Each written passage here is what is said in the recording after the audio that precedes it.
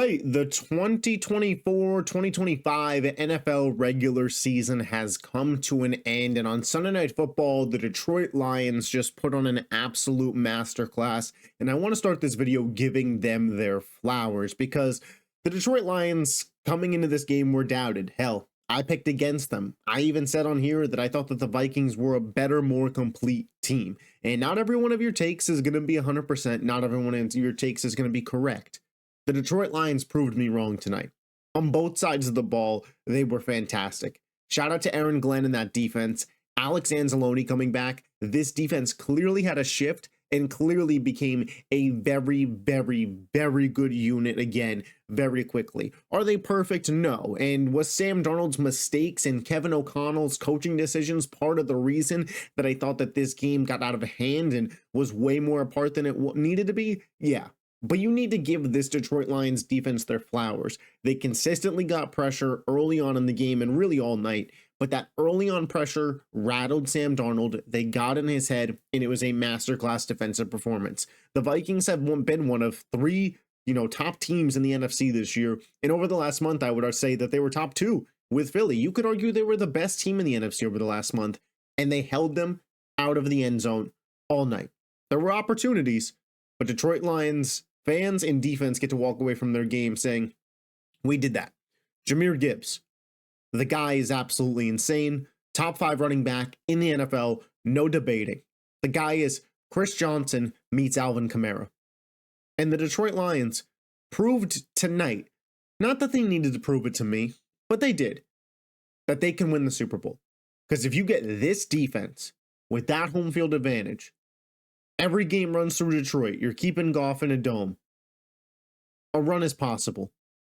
And if you're a Lions fan, I don't want to say it's now or never, but Ben Johnson and Aaron Glenn are both going to be getting head coaching jobs this offseason. This is your best opportunity. David Montgomery is supposed to be back for the divisional round. Hutch isn't there, and there's some injuries, but there's also some guys that are healthy, that are playmakers on both sides of the ball. Detroit's got a real shot.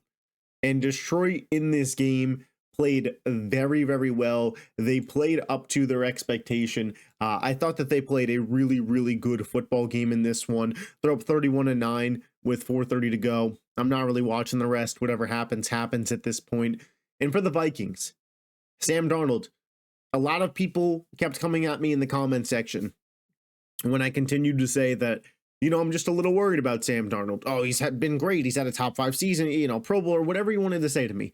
And my response to that was, that is true. But for the first 3 years of his NFL career, the guy looked like a dud. The guy looked like a pumpkin. And in the biggest moment, on the brightest stage, in the playoffs, how was he going to look? Because I remember this is a guy who in MetLife saw ghosts. And on the biggest stage in what is essentially was a playoff game, he was bad. 18 of 37, 0 touchdowns, 0 picks, a 61 passer rating. The guy missed in the first half. I counted 5 wide open guys. 2 or 3 of them were for touchdowns. You can't have that happen. And then in the second half, Kevin O'Connell lost confidence in Darnold. I'm looking at dump offs to Cam Akers as the play call. I'm looking at little out routes to Aaron Jones. It looked like play calling if Jimmy G was your quarterback. And then on that 4th and 4, down 8 around midfield, KOC opts to kick a 52-yard field goal with Reichard, who hasn't been consistent from 50 yards this season and has actually had some kicking woes as of late. Had 2 missed 50-yarders versus the Packers that could have cost him that game. And he was just so unsure of Darnold in his performance at this point because of how rattled Sam Darnold was that he opted not to go to him. And he coached scared. And again, don't hear what I'm not saying, Vikings fans. You guys had a great year. It still could continue to be a great season. You can very well beat the Rams and maybe we see a rematch of this game. But also, this was a missed opportunity. And Sam Darnold played poorly. KOC coached scared. And ultimately, the Lions punched you in the mouth. And they won the game. and they won the game. And good for Detroit. Minnesota, I do believe they can shake it off because I do believe Kevin O'Connell is one of the better coaches in the league, but, you know, this is what happened. So 4:24 left to go in the game, and listen, I mentioned it, Darnold, it sticks out like a sore thumb. Jared Goff, by the way, by no means was excellent in this game. Jared Goff and the Detroit Lions really did their best in the first half of this game to let the Minnesota Vikings stick around. By no means was this a very impressive performance from the Detroit Lions as a whole. Now, the final score does look dominant, but, you know, this game could have gotten out of hand in favor of Minnesota easily. A couple of red zone opportunities. They had 2 interceptions, could have had a pick 6 from Van Ginkel. Like, there were opportunities there for Minnesota that Detroit gifted them. Jared Goff, that interception he threw to Harrison Smith, it was like, what is this guy thinking? Like, that is a terrible decision. Jahmyr Gibbs as well sticks out. 23 carries for 139 yards and 3 touchdowns, as well as 5 for 31 and a touchdown through the air. 4 touchdowns in the team's biggest game on the season. You know, it doesn't get much more superstar running back than that. The guy is top 5 to me. Saquon, Henry, JT, Bijan, Gibbs. That's the top 5. Order them however you want, but that's the list. Packers fans, you can miss me with the Josh Jacobs comments. I get it. He had a great season. Give me Gibbs over him. And overall, man, bad performance from Minnesota. Great performance from Detroit. We go and look at the team stats here. Detroit almost 10 more first downs in this game. Over 100 more yards than them in this game. The rushing was actually fairly close, but passing, you see there. Penalties, Detroit was even more penalized, but this is a huge thing for Detroit, man.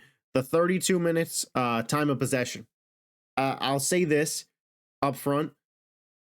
As somebody who's watched a lot of Eagles football and is an Eagles fan, I fully believe in the time of possession battle, meaning a ton in NFL games, especially in the playoffs.